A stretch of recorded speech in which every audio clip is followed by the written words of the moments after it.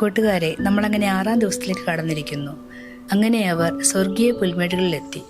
അവിടെ ചെടികളിൽ നിറയെ പുഷ്പങ്ങളും ഫലങ്ങളും നല്ല ഭംഗിയായി അടുക്കി വെച്ചിരിക്കുന്നത് പോലെ ഇരിക്കുന്നു. നിറച്ച് മനോഹരമായ ചിത്രശലഭങ്ങളും അവരിൽ പതിക്കുന്ന സൂര്യന്റെ പ്രകാശം കൊണ്ട് നല്ല ഭംഗിയാണ് കാണാൻ. ഏറ്റവും ഭംഗിയുള്ള കാഴ്ച. ലൂക്ക, ദാ നമ്മൾ സ്വർഗീയ പുൽമേടിൽ എത്തിക്കഴിഞ്ഞു. ഇതാണ് പുതിയ യെരുശലേം.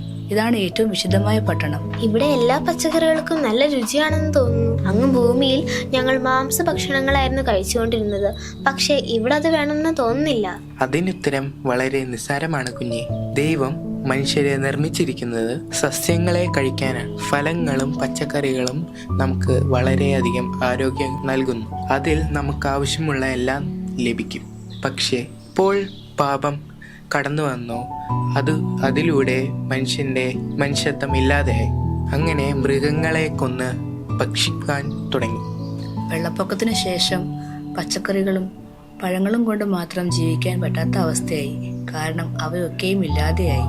ദൈവം ഏറ്റവും വൃത്തിയുള്ളത് മാത്രം കഴിപ്പാനായിട്ട് നമുക്ക് ഉപദേശിച്ചിരിക്കുന്നു. പക്ഷേ പലപ്പോഴും വ്യക്തികൾ ദൈവത്തിന്റെ വാക്ക് തള്ളിക്കളഞ്ഞുകൊണ്ട് അശുദ്ധമായതിനെ കഴിക്കുവാൻ ആഗ്രഹിക്കുന്നു. അവരുടെ ആരോഗ്യം എന്തു തന്നെ ആയാലും അത് ശ്രദ്ധിക്കുക പോലും അവർ ചെയ്യുന്നില്ല. കഴിഞ്ഞതൊക്കെ നമുക്ക് മറക്കാം. ഇപ്പോൾ എല്ലാം പുതിയതാണ്. ലൂക്ക, ഞാൻ യോഹന്നാൻ. ഭൂമിയിൽ എല്ലാവരും അറിയുന്നത് സ്നാപക യോഹന്നാൻ എന്നാണ്. പക്ഷേ സ്വർഗത്തിൽ ഏവരും തന്നെ സ്നാനപ്പെട്ടവരാണ്. അതുകൊണ്ട് എനിക്കിവിടെ കാര്യമായി ഒരു ജോലിയുമില്ല. ഓ, സ്നാപക യോഹന്നാൻ, ഇത് എന്ത് അത്ഭുതമാണ്! യേശുവിന് ഭൂമിയിലേക്ക് വരുവാൻ വഴി തെളിച്ച അങ്ങ്. എന്റെ പേര് ലൂക്ക. ഇതാണ് ഓയൽ മാലാഖ. നിങ്ങളെ കണ്ടതിൽ വളരെ സന്തോഷം. ഞാൻ പലപ്പോഴും ഇവിടെ വരാറുണ്ട്.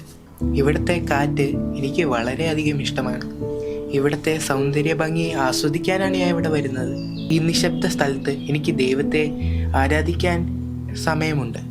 യേശുക്രിസ്തു ഭൂമിയിൽ എൻ്റെ ബന്ധുവായിരുന്നു.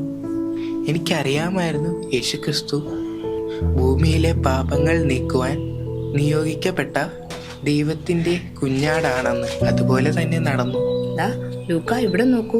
യോഹന്നാനെ കുറിച്ച് വളരെ താല്പര്യമുണർത്തുന്ന ഒരു കാര്യം ഞാനിവിടെ വായിച്ചു കേൾപ്പിക്കാം. ലൂക്കോസിന്റെ സുവിശേഷം 1-ാം അധ്യായം 15-ാം വാക്യം. അവൻ കർത്താവിന്റെ സന്നിധിയിൽ വലിയവനാകും, വീഞ്ഞും മദ്യവും കുടിക്കയില്ല, അമ്മയുടെ ഗർഭത്തിൽ വെച്ചു തന്നെ പരിശുദ്ധാത്മാവ് കൊണ്ട് നിറയും. എന്തൊരു ഓർമ്മകളാണത്.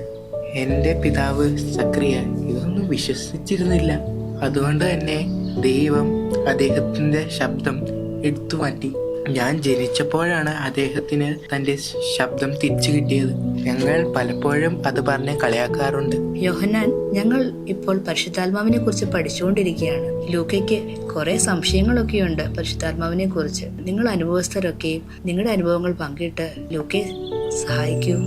മശിഹായ യേശുക്രിസ്തു ജനിക്കും മുൻപ് തന്നെ യോഹന്നാനെ ദൈവം തിരഞ്ഞെടുത്തിരുന്നു. അമ്മയുടെ ഉദരത്തിൽ വെച്ച് തന്നെ നിന്നെ പരിശുദ്ധാത്മാവ് അനുഗ്രഹിച്ചിരുന്നു. അതിനൊക്കെയും എന്താണ് നീ അർത്ഥമാക്കുന്നത്? വളരെ ചെറുപ്പത്തിൽ തന്നെ എൻ്റെ മാതാപിതാക്കൾ ദൈവത്തെ ഭയപ്പെടാൻ എന്നെ പഠിപ്പിച്ചു തന്നു. ദൈവത്തിന്റെ വഴി നടക്കുവാനും അങ്ങനെ പരിശുദ്ധാത്മാവ് എൻ്റെ മേൽ വന്നു.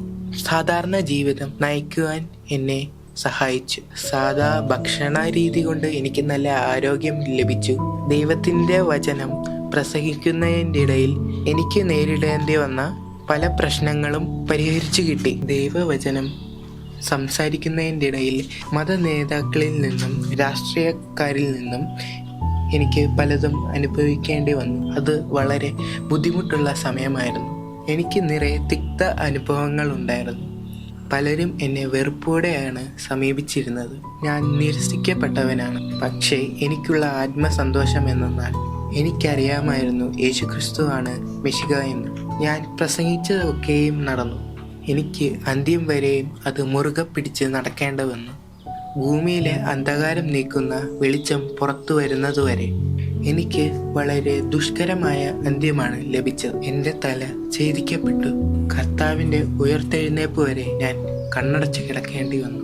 യേശുക്രിസ്തുവിൻ്റെ കൂടെ ഞാൻ ഈ സ്വർഗത്തിലായിരിക്കുമ്പോൾ ഭൂമിയിൽ അനുഭവിച്ചതെല്ലാം നിസ്സാരമായി തോന്നി. ഓ, അങ്ങ് അനുഭവിച്ചതൊക്കെ എനിക്ക് അനുഭവിക്കാൻ പറ്റുമായിരുന്നു എന്ന് തോന്നുന്നില്ല. പരിശുദ്ധാത്മാവ് എനിക്ക് കാണിച്ചു തന്നു എൻ്റെ ശരീരം ശുദ്ധമായിരിക്കണമെന്ന്.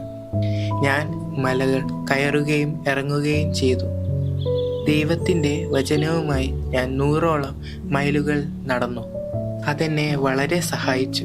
ശാരീരികവും മാനസികവും ആത്മീയപരമായും. വാക്യത്തിൽ പറഞ്ഞിരിക്കുന്നത് പോലെ ഞാൻ ഗുരുവാകും മുൻപ് തന്നെ എന്നിൽ ഈ ദൗത്യം ഏൽപ്പിക്കപ്പെട്ടു. അങ്ങയുടെ കഥ തികച്ചും വ്യത്യസ്തപ്പെട്ടതാണ്.